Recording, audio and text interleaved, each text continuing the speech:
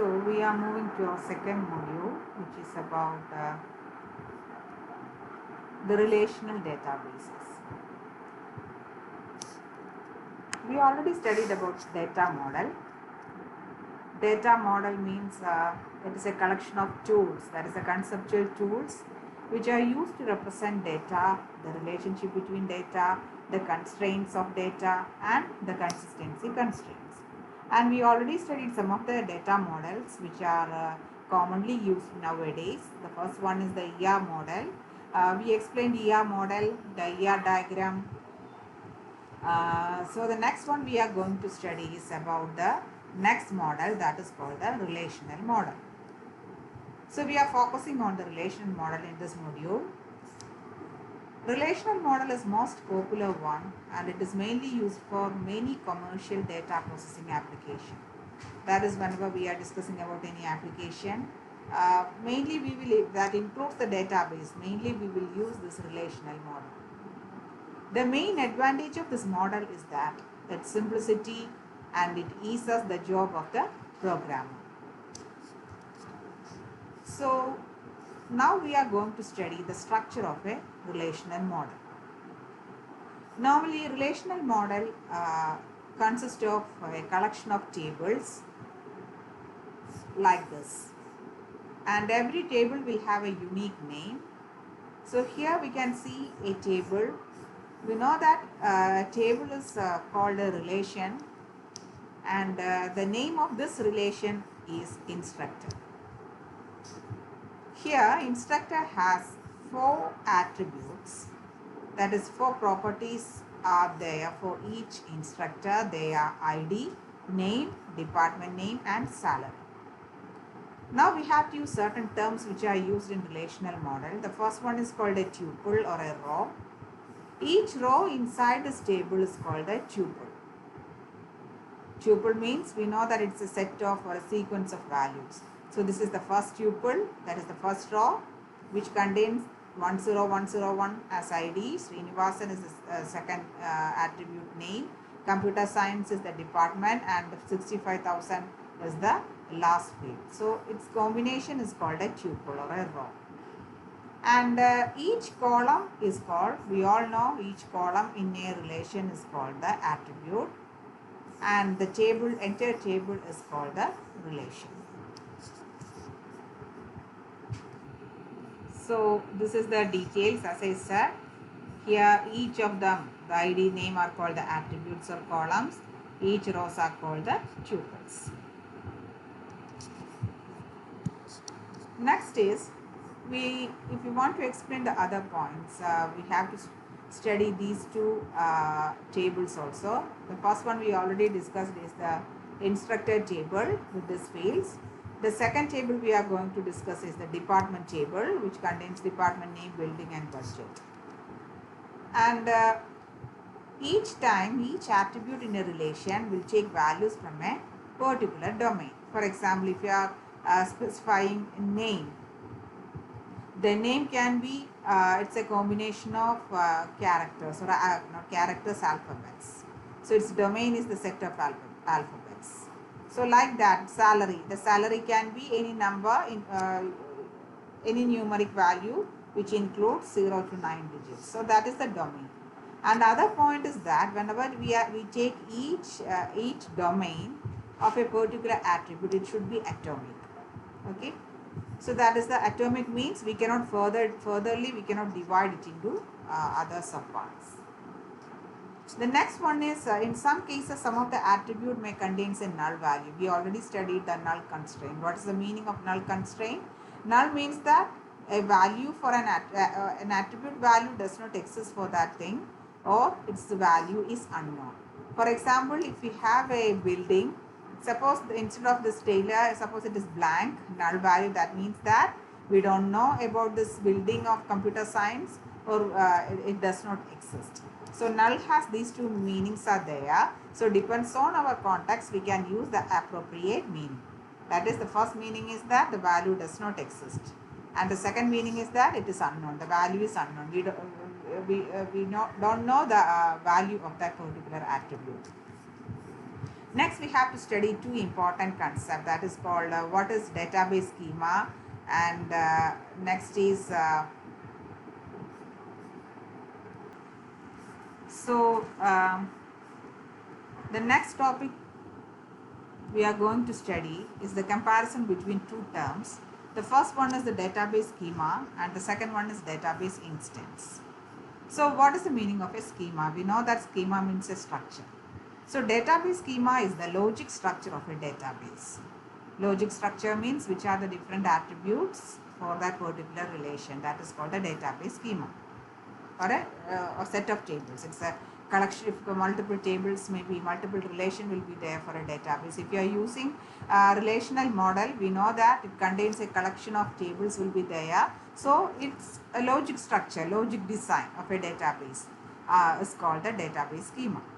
Next is database instance. Database instance means the snapshot of data in a database at a particular time. That is, if you are taking this moment, which all values are there or which all data are there inside the database. That is called the database instance. For example, we can consider the instance, database instance of instructor table means so far this much of data is stored inside the relation. So that is the database instance. So it is very important one, the comparison between the database schema and database instance. Database schema means that it is the logic structure of a database. Then database instance means the snapshot, that is which all data are presently available at a particular amount of time in the database. So for example, I will give you one example schema. So we already studied about the department table, and department table, if you want to know the schema of this relation, the schema of that relation is department with bracket we will write the attributes. So its meaning is that these are three attributes that are present in this department relation. Next, in the same manner, if you want to study the schema of instructor, how we will write? We will write the name of the relation first, then in bracket you can specify each and every attribute. Okay, so instructor table or instructor relation has these four attributes are there, so we will specify the name of the attributes, not the value, the name of the attributes. Okay, that is the meaning of schema.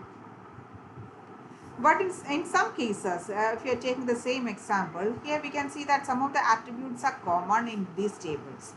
Okay, with respect to these two tables, department name is common to both. So what is the meaning of that? If a set of attributes are common in multiple tables, that means that those two relations are related in some manner.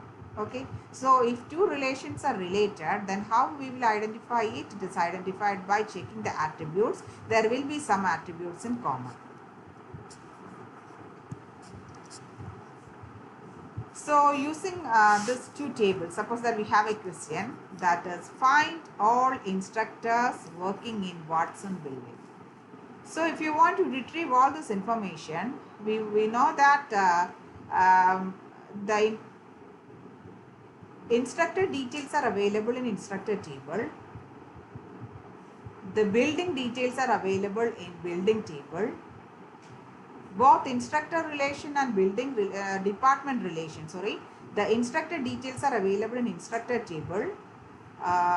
Department or building details are available in department table, and these two relations are related because department name is common to both. Then how we will retrieve this information? Okay, so actually if you want to retrieve the result, we have to perform it will be done in two steps. In the first step, the department table will be checked to find which all departments are working in Watson building. So that is the first step. That is, here I am going to explain how the result for this, we can say how the result for this query. So in SQL we can call it as a query. Suppose we have we have to retrieve this information, or we have to retrieve the data that satisfy this one. Okay, so what is the meaning of the query? We need to find out the name of all the instructors who are working in Watson building. So here we need the help of two relations. The first one is the instructor relation and the second one is the department relation. So in the first step, we will look at the department table and we will check which all departments are working in Watson building.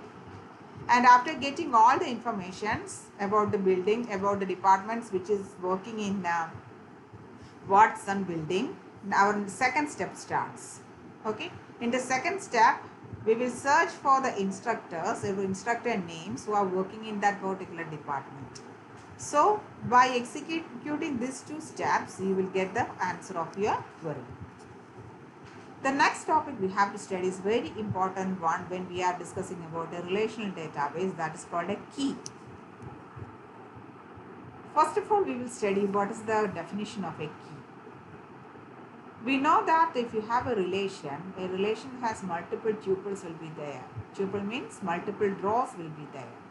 So if you want to identify any particular tuple, that is if we want to identify any particular row in a table or in a relation, we have to use certain attributes. A combination or a subset of attributes of that relation need to be used in order to identify each and every tuple uniquely. For example, if you are taking the instructor table, these the different tuples are there. Total how many tuples are there? 1, 2, 3, 4, 5, 6, 7, 8, 9, 10, 12. Total 12 rows are there. That is 12 tuples are there. Suppose if you want to check a particular row in this table, how we will identify it? So for that purpose, we have to use a key. Key can be one or more attributes of this table whose combination or those attributes will uniquely identify a particular row. So if you are taking the attribute values of that particular set of keys, it will be unique. For example, in the case of instructor, the ID alone can identify each and every instructor. Okay, so you can set it as a key. So suppose I am specifying, we need to find out the instructor who has the ID 83821. That indicates only this one. That is the 9th row. So we can identify it uniquely if you know the ID. So ID can be set as a key. Okay. So in the second table, in department table, if you want, we can we can set the department name as a key. Okay, so if you check the department name, it is a unique one. There is no repetition is there in this case. If any repetition is there, we cannot set it as a key. But as of now, department name is unique, computer science. So if I am specifying computer science, that represents the first row. If I am specifying finance, that is this row. So that is the idea of a key. Now we have to study different types of keys. So in the first module or in the third module, when we specified about the keys, I said that there are different types of keys are there. And mainly, first of all, I will describe what are the different types of keys available. The first one is called the super key, then candidate key, primary key, and foreign key. So these are the most commonly used keys. So first of all, you have to identify what is the use of a key. A key is a combination or it's a collection of attributes which can uniquely identify a particular tuple in a table. And first we are going to study about the first type of key, that is called the super key. Super key means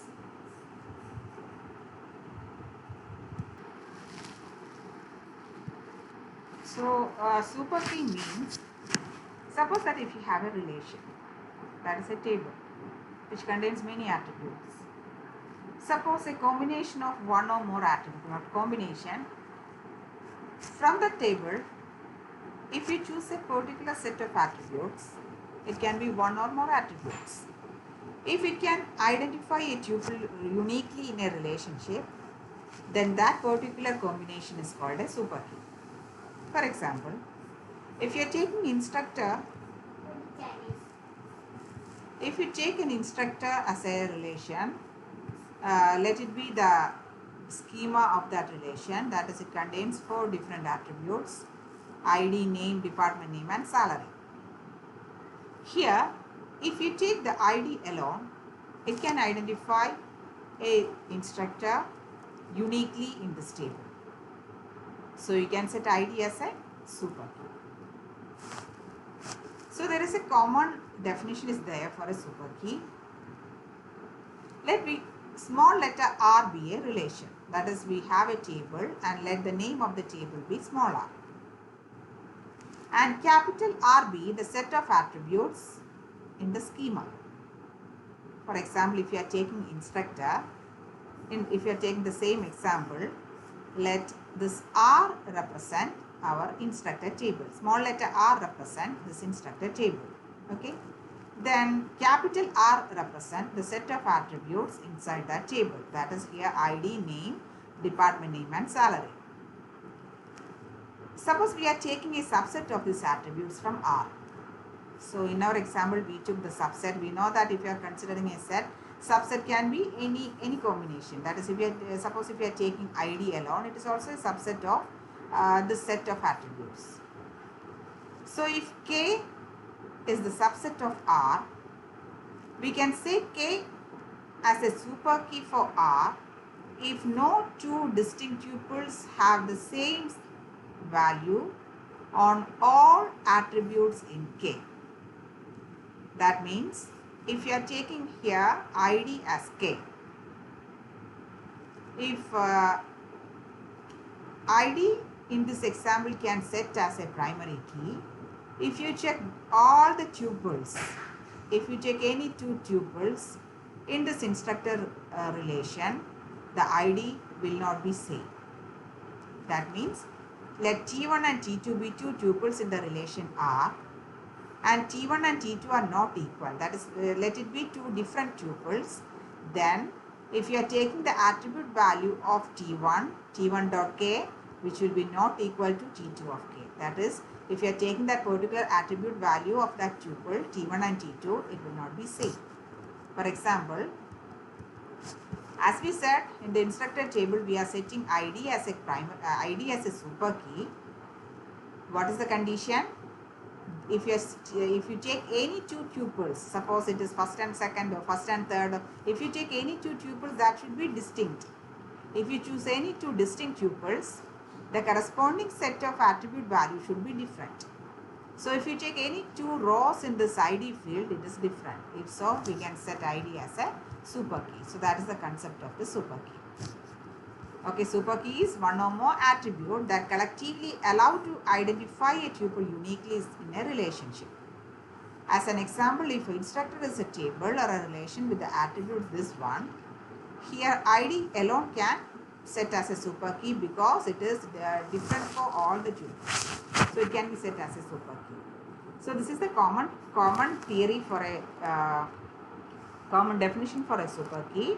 That is, if you have a relation small letter R which has a set of attributes capital letter R, if we set K as a subset of R, which can be set as a super key, or we can call K as a super key. If you take any two distinct tuples from this small letter R, the K value will be different. Okay, the value of K will be different for those attributes. So that is the meaning of super key. So as I said, instructor is in the case of instructor, we can set ID as a super key because if you take any two instructors, the ID will be different.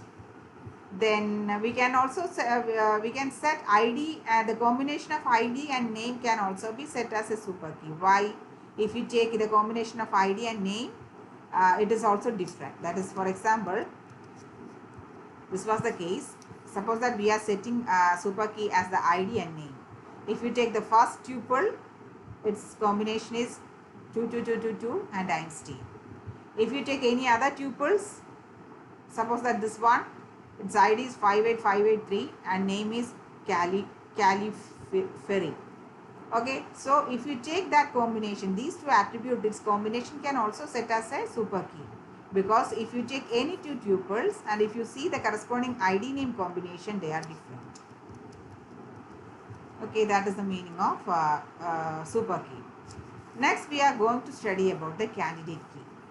Candidate key means it is the minimal super key is called a candidate key. That is minimum which how many attributes are needed in order to identify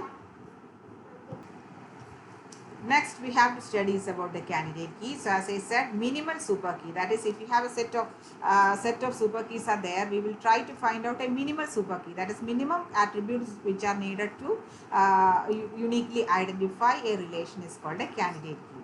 So, in the previous example, that is an instructor example. That is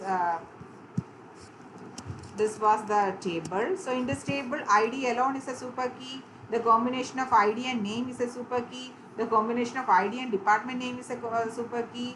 The combination of ID, name, department name is a super key. So we have different combinations with IDs there, which can uniquely identify each and every tuple. So all are super keys.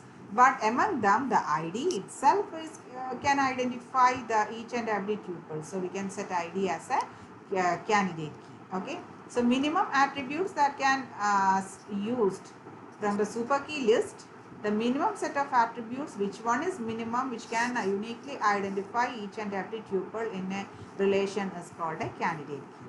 So in our example, ID alone is can be set as a candidate key, but there is one more condition is there. If a super key for which no proper subset is super key is called a candidate key. That is, if you have a particular, if you select a particular super key in which if you take any subset of the super key which is not a super key is called a candidate key. For example, the combination of ID alone, as we said, is a candidate key because ID can uniquely identify a particular tuple. Then the combination of name and department name is also a candidate key because the name alone, it's subset. If you are taking two attributes are there in this set, its subsets are name alone and department name alone. So here name alone is not a candidate key because two different persons can have same name. We cannot set department name as a super key because department name alone can be it may be repeating. So if we are setting a candidate key, first of all we have to check the condition that if any one of the subset of that combination is a super key. If not, we can set that one as a candidate key. So in this case, name department name combination is a candidate key. Next, we are coming to next part. Check whether ID name combination is a candidate key. No, it is not a candidate key because one of its subset is ID alone, which is a super key. So that is a condition for a candidate key. And then comes the next type of key, that is called the primary key. The condition of primary key is that we have a lot of candidate keys are there. The candidate key which is selected by the designer, database designer, is called the primary key. That is, any one of the candidate key can be set by the designer as the primary key. And some conditions are there. If you are setting a primary key, some of the constraints are there. The first condition is that it should be rarely changed. We cannot set a name as a primary key. We cannot set the address as a primary key because it is changeable or duplicates may be there. So we try to avoid them, or we will avoid them. And the second condition for a primary key is that it should be not null. That is, some value must be there in that particular field. So these are the two conditions for a primary key. And then comes the last type of key we have to study here, that is called the foreign key, which already we studied in SQL. Let we have two relations are there, R1 and R2. Suppose R1 contains certain attributes which are the primary key of R2. So we know we already studied the foreign key concept. So R1 contains some of the attributes and those attributes are the primary key of R2. Then this attribute is called the foreign key. Okay. So these attributes which are using in R1 but which are the primary key of R2 is called the foreign key from R1 referencing R2. And here we will give two separate names for this R1 and R2. R1 is called a referencing relation. That is, it has to check each time it has to check R2. It is a referencing relation. And R2 is called the referenced relation. That is, it is referenced by R1. Whenever any value should be changed in that particular field, it has to always refer R2. So that is two important points. And that are the meaning of keys, the introduction to